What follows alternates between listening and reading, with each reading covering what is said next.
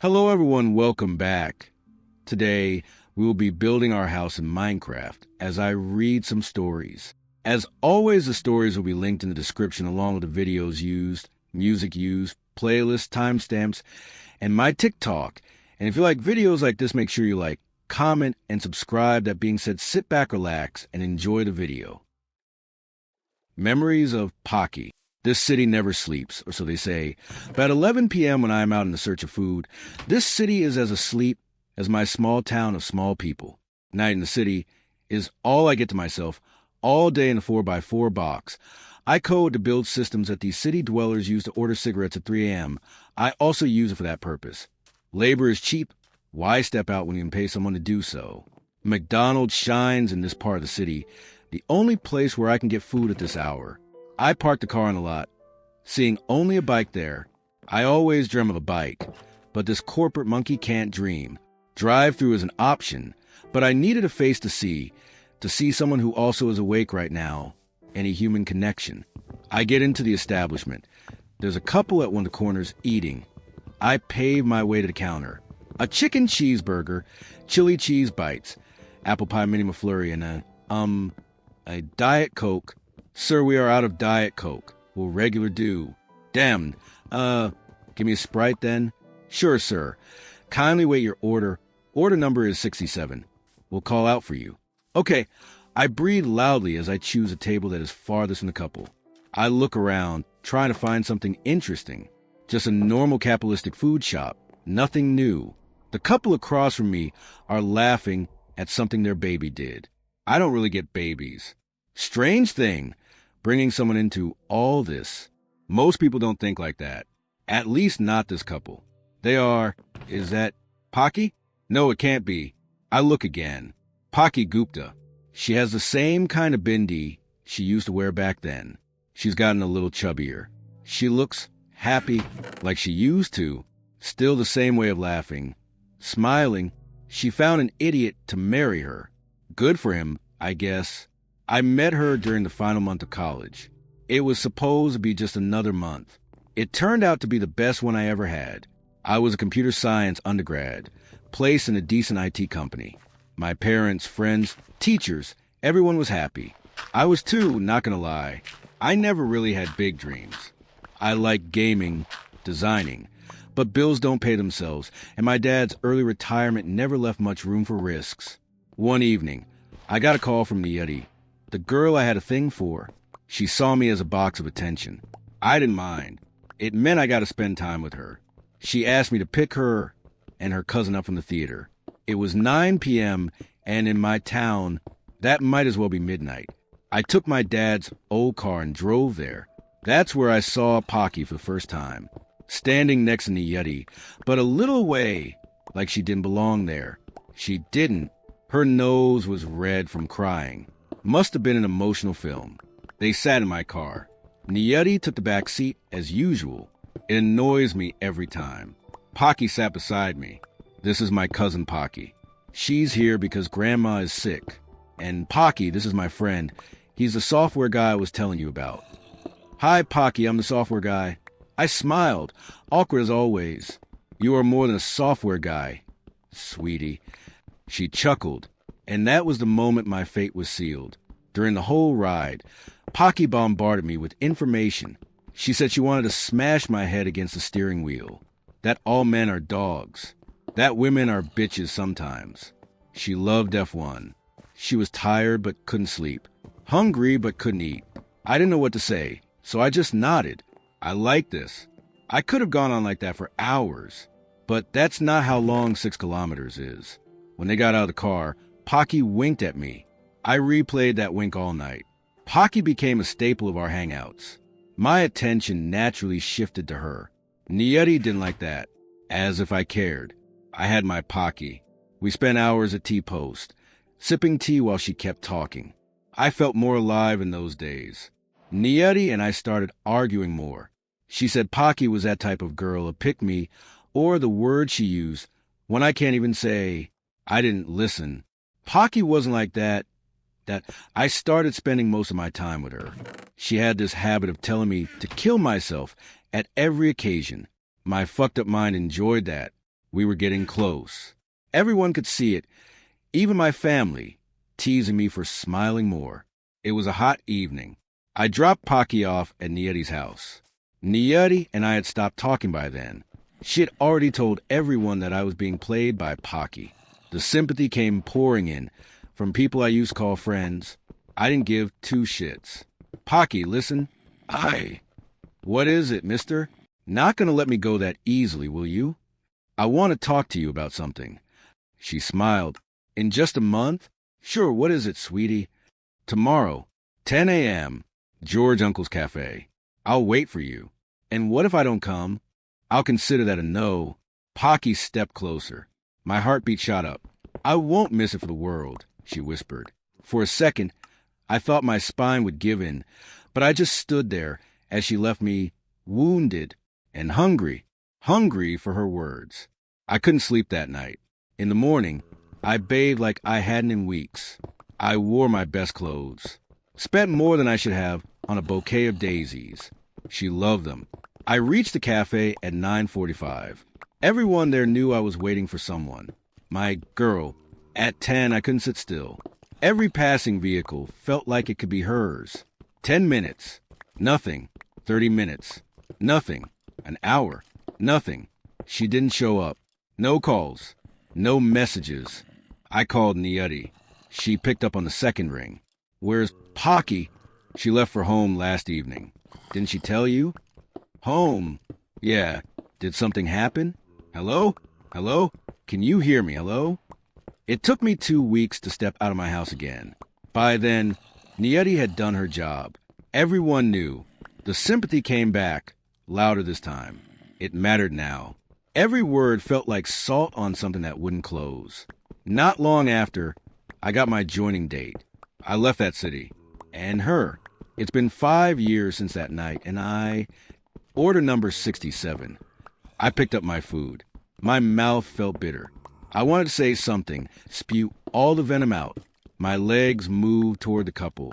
With every step, I could see her more clearly. With every step, the venom melted into something softer. Hey, you got a cute kid. Thanks. His name is... The guy said, smiling. I couldn't look at Pocky anymore. What if she remembered me? I smiled, nodded, and walked away faster than I meant to. By the time I reached my car, I was almost running. I sat in the car for a while before starting it. The food lay untouched on the passenger seat. The city was still asleep. I looked at my reflection in the mirror. For a second, I almost smiled. She looked happy. I started the car. The road felt longer tonight.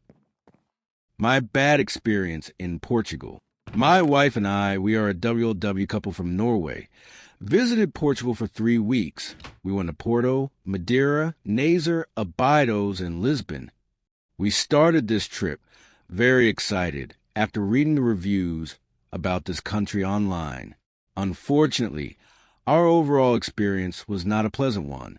Many people, that doesn't mean everyone, relax, would roll their eyes when they saw that we didn't speak Portuguese. This happened most often in restaurants when we wanted to order something.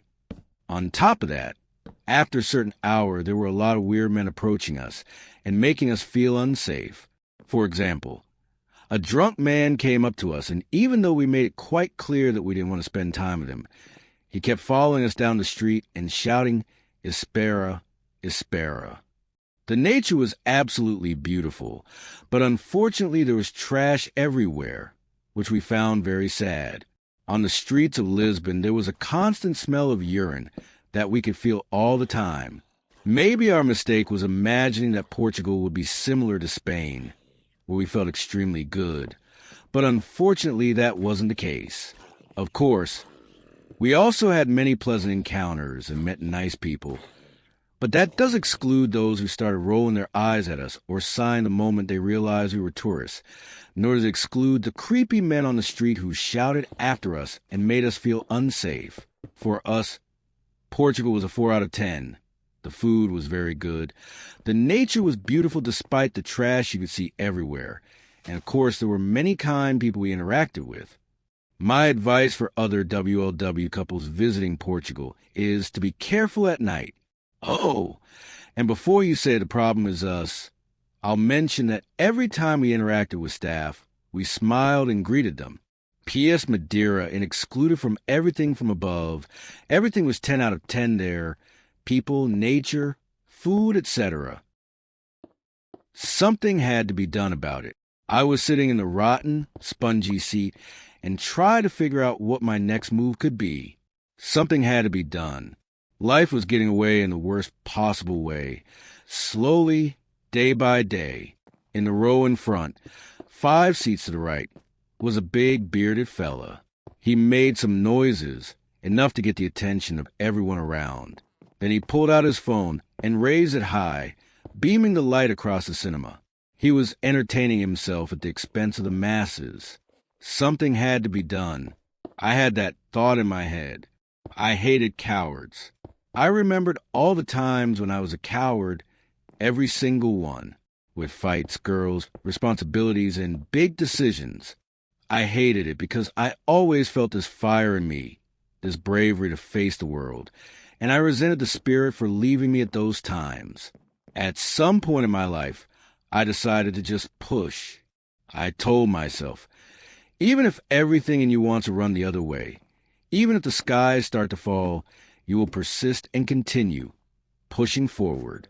I lived that way for the last couple of years, and it brought me a lot of trouble, but also some sort of peace. I was honest, and I was what I always wanted to be, and that was a great gift I gave myself. Something had to be done, I thought. I barely got my peace back after that woman, my special woman.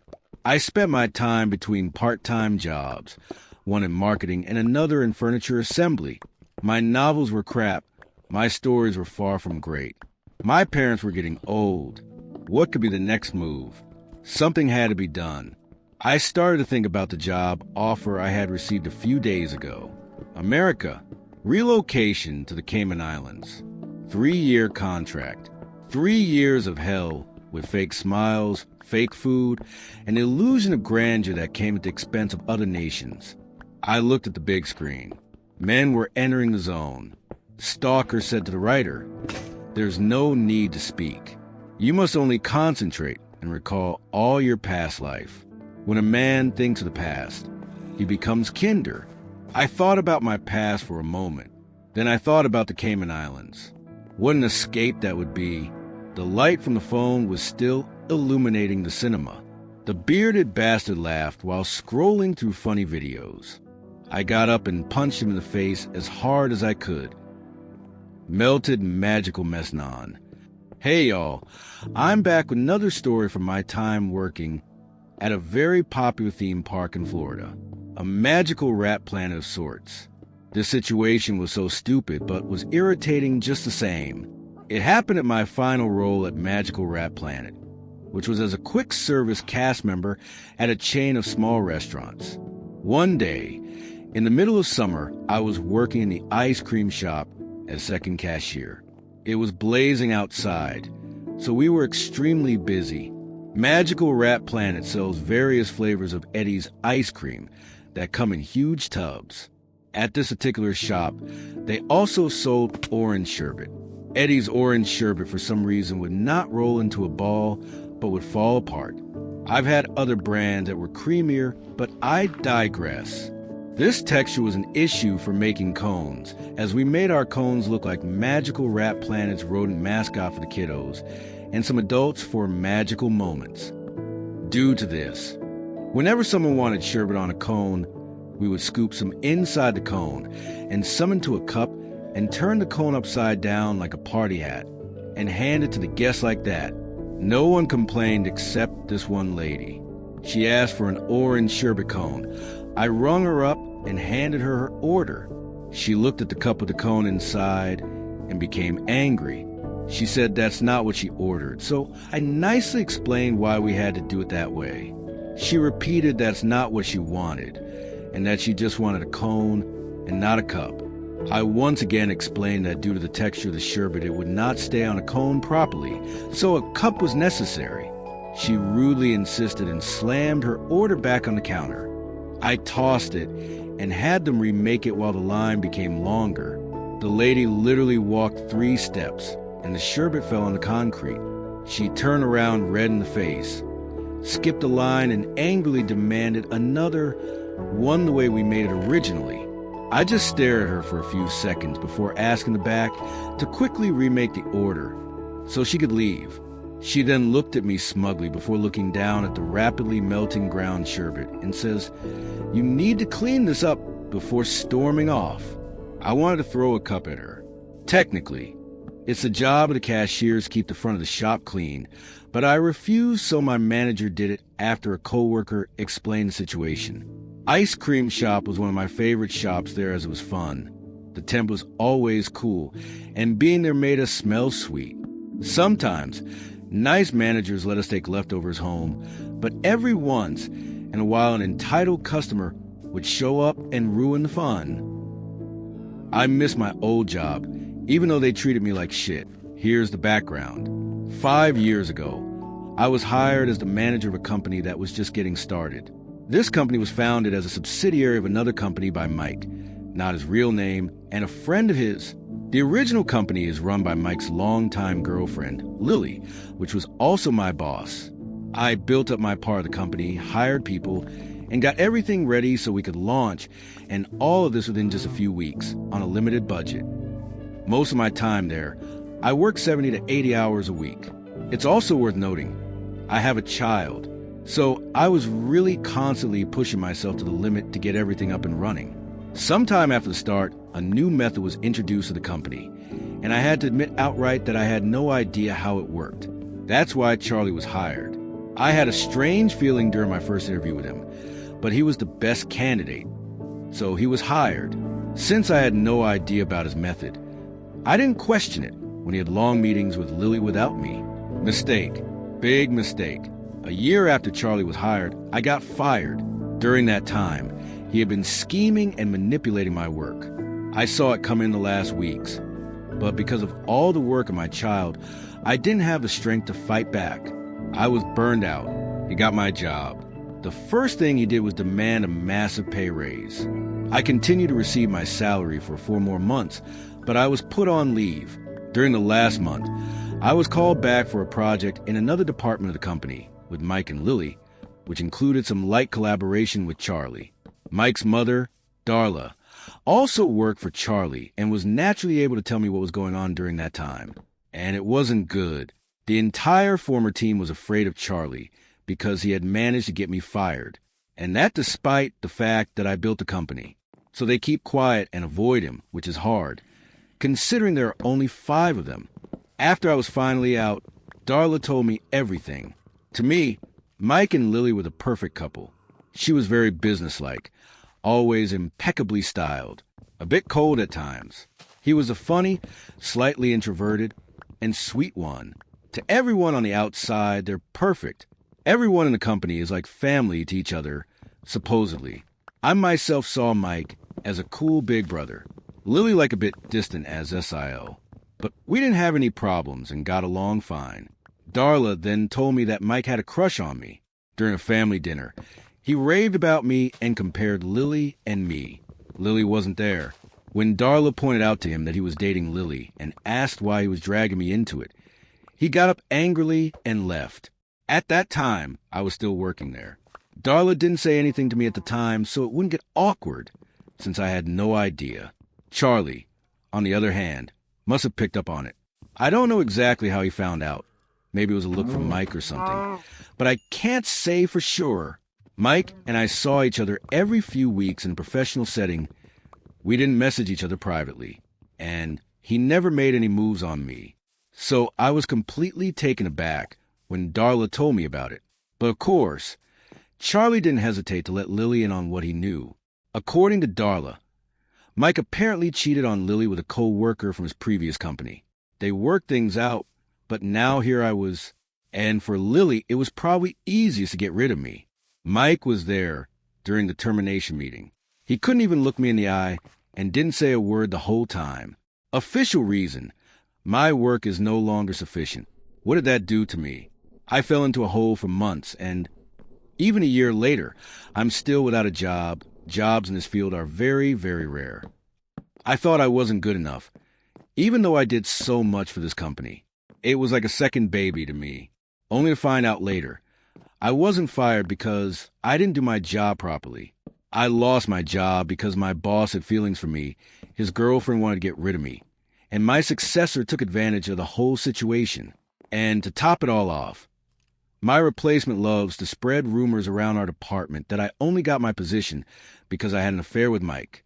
In his eyes, Mike was too happy that I was back for the last few weeks of my employment, and my former team doesn't say a word against it, out of fear of getting fired. And somehow I just can't let it go. I really feel like I've been treated unfairly. Did I briefly consider actually getting involved with Mike? Just to get back at Lily?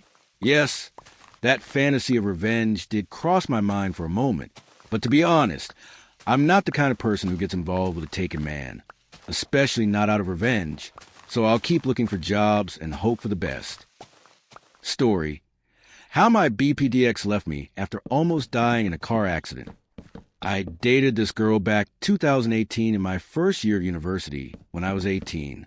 I was always on off with this girl and always took her back as she always manipulated me to make me feel so bad for her. She would literally fight and break up or take breaks monthly first and became an almost weekly occurrence. I honestly think we broke up 20 to 30 times in the 13 months we dated LOL. Never knew what BPD was while we dated, and she was actually my first girlfriend, so I was so confused during that mess of a relationship, thinking that maybe this is how young love is supposed to go. I would have most likely still been with her till this day / stuck in the cycle. But a few years ago, while I was dating Zubd, I was actually in a traumatic / near-death car accident, where I had broken 3/4 limbs, got metal plates in my face / jaw, and was in TH hospital for a few months. She was super loving / freaking out with my family at first, but that surely didn't stick for too long after I woke up back in consciousness. Oh, you would expect these people to Atlas not split and be there for you after a crazy, almost near-death experience, right? But you're absolutely wrong. She went back to her old ways, constantly fighting whenever there wasn't any nurses / family in my hospital room. She then ended it noting the dumbest reasons like, I'm so selfish and don't care about / don't let her look after her and care for her dad who had kidney problems / dialysis. She maybe came to see me 2 to 4 times a week at the hospital, so I barely took up any of her time. My mom has Parkinson's, and I never would use my ex as someone who got in the way of taking care of my mom. And what's even more nuts is this girl would get so mad / tempered at me and on the verge of breaking up when it was a day I wasn't able to come out to see her because I had to stay home and look after my mom, and she would be home alone otherwise. It's insane what narcissists / BPDs make up / say to justify their stupid-ass decisions in life / double standards. Anyway, she ended up leaving me while I was in the hospital, going though that all. I found out from someone else that she actually went to this concert at the club literally a day or 2 breaking up with me. She was doing whatever to have a good time to distract herself, while I was stuck to the hospital bed with all my racing thoughts. I never even did / say anything to her to make her act like this. She would always tell me how I'm the first guy who actually showed her how to properly be loved and cared for. One of her exes was a habitual cheater, and the other was a drug dealer who sometimes went as far as physically beating her. So none of this was making sense to me. She was saying some of the most hurtful things I have ever heard in my life after discarding me then also. Like, oh my God, I can finally get some dick after 2 long months. And even went as far as saying I should just died in my car accident. After all, that she still tried to hoover back 2 weeks after reasoning she missed her BF so much, crying so much over phone, trying to instigate guilt out of me, which I did still feel to a degree. I felt so shit for the few months I was recovering from that accident / breakup. It was probably the darkest few months of my live ever. I couldn't stop thinking about everything. How someone I shared such a deep and loving connection could leave me while I was going through the most difficult event in my life, making things 10x worse as she was my first girlfriend / breakup. Like she had zero empathy for everything I was going through at the time. Like she didn't care about all the stress this was putting me through, on top of all the stress I already had from such a traumatic car accident. I still remember while I was in the hospital, I had a nurse which I was close to, and I felt like she really cared about me as I was the youngest in her ward. She was a night shift nurse, and she would give me medications before I went to bed and in the middle of the night also. I remember how she came into my room in the middle of the night and she had caught me a few times with tears all over my face when she came to check up on me. She was so understandable and was such a good person / good heart to talk to, so it was really nice to talk to her about everything / my feelings. She also got the doctor to prescribe me Valium and Zopiclone, only for duration of hospital stay, as she knew herself that my heart was shattered. A few months after when I was discharged in a home, she began hoovering again, and this time I actually did entertain it, just because of the trauma bond and the sex, mostly best sex ever.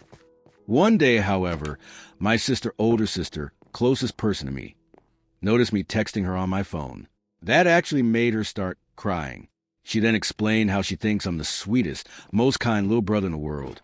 And it seriously hurts her so much to see me go through all this / toxic relationship. After that happened, I for real went no contact since then, and have been for all the years since. I just thought how I was still loved so immensely by so many family / friends, and there's no reason for me to entertain this toxic love. The years following, it took me years to heal myself and start seeing other people, even though she started seeing other people a month after discard me, while I was still in the hospital. I took my time to be patient with love and to heal my broken heart. Fast forward to today. I'm starting to do better day by day. I graduated university and got an amazing job. However, something still feels a little off for some reason. Sort of like I'm never going to be the same person ever again. And I know a lot of people who were in BPD relationships can agree / say the same exact thing. Fast forward till today for my ex. She totally tarnished her entire reputation about 1 to 2 years after discarding me. She was caught in this huge scandal about how she had this sugar baby, sugar daddy relationship with this guy cheating on his wife. She was put on blast as the wife found out and posted so much incriminating evidence on Instagram about her on IG. No one wanted anything to do with her after that. And she even had the audacity to hoover me after that, saying things like she feels so terrible for leaving me and how she never should have, and also how she faced the karma for all her wrongdoings. I obviously didn't budge while she tried throwing all that guilt my way, even asking her what wrong / doings did I do to deserve the karma I got. Wanted to share this story, so anyone thinking of sticking it through and actually committing to a BPD relationship can really understand how this people truly move. It's all fake / a show they put on. They don't truly love you. Their brain is just in a phase of idealization. Your partner should be your crutch during your hard times, sticking by your side. But it really isn't like that for PWBPD. They're extremely selfish and only thinking for themselves always. As soon as life starts to become difficult or you yourself began losing value, they will be running in the different direction. They use you, and when they're done using you / you of having nothing left to give them, they leave you.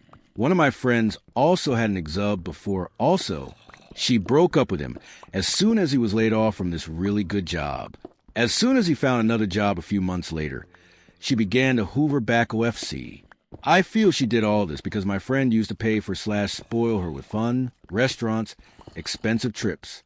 Then, funny enough, as soon as he got an even better job 5 months later, she returned, citing how that was the worst decision she's ever made, and how she can only imagine her marrying him in the future.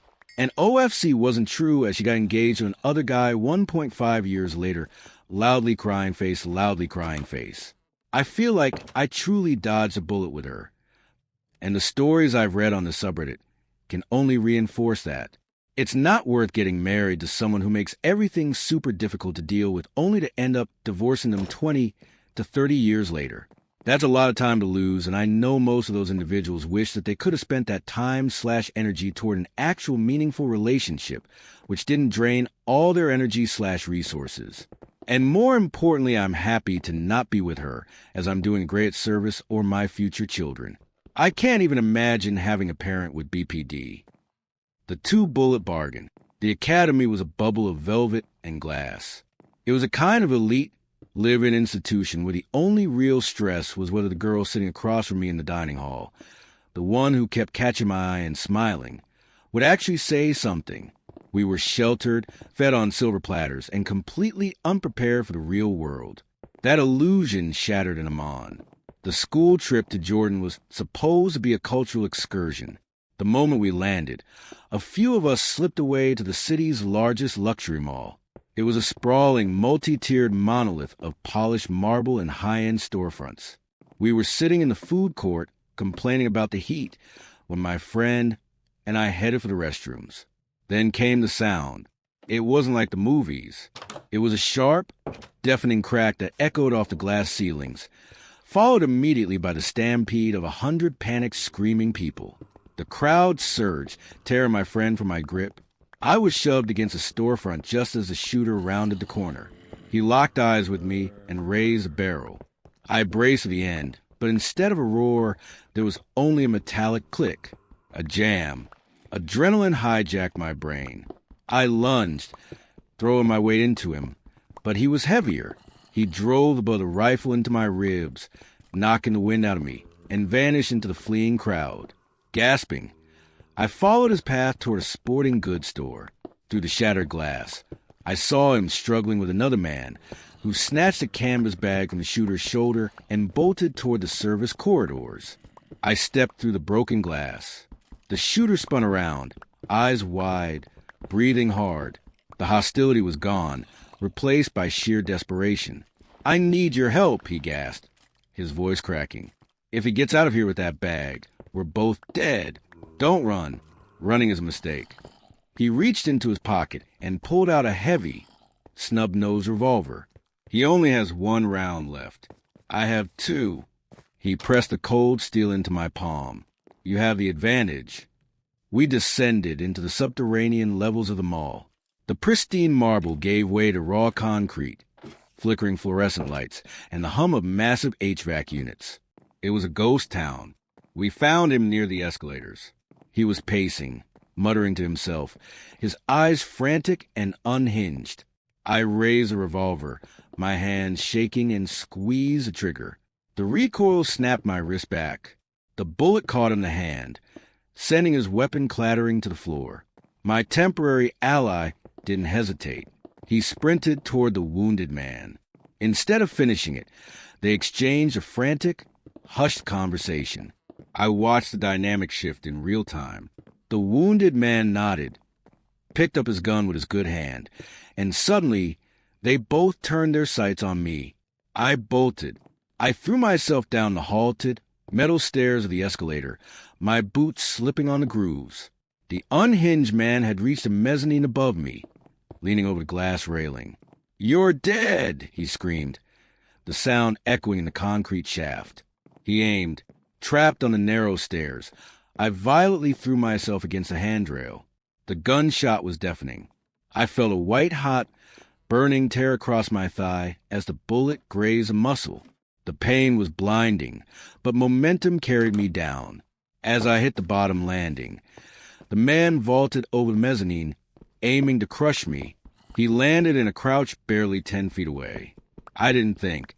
I just pointed the heavy revolver and fired my last round. It hit him squarely in the eye. He collapsed instantly. I was panting, clutching my bleeding leg, when I heard the hiss behind me. My betrayer had drawn a canister of chemical mace. The spray caught the edge of my face, burning my eyes and throat like acid. Blinded and choking, I swung the empty revolver wildly, feeling the satisfying crunch of metal against bone. I didn't wait to see him fall. I just ran. I burst through the emergency exit doors on the ground floor, expecting to find police barricades and ambulances. Instead, I found hell. The Amman we had driven through hours ago was gone. Plumes of thick black smoke choked the skyline. The distant, rhythmic thud of artillery fire shook the pavement. War hadn't just broken out. It had swallowed the city whole while we were trapped inside the mall. My thighs screamed with every step. I couldn't walk. I dragged myself into the alleyways, crawling through the dust and debris as the sun began to set. Blocks away, I found the hollowed-out shell of a boutique hotel. I dragged myself to the shattered rear entrance, taking shelter in a ruined washroom. The door was off its hinges, but it was dark, and it was quiet. I collapsed against the cold tiles, the adrenaline fading into a deep, agonizing exhaustion. When I woke, sunlight was filtering through the cracks in the ceiling. My leg was stiff, The blood dried and crusted. I peeled off my ruined dirt-caked clothes and turned the knob on the shattered porcelain sink. By some miracle, brown water sputtered out, eventually turning clear. I washed the blood from my skin, shivering in the cool morning air.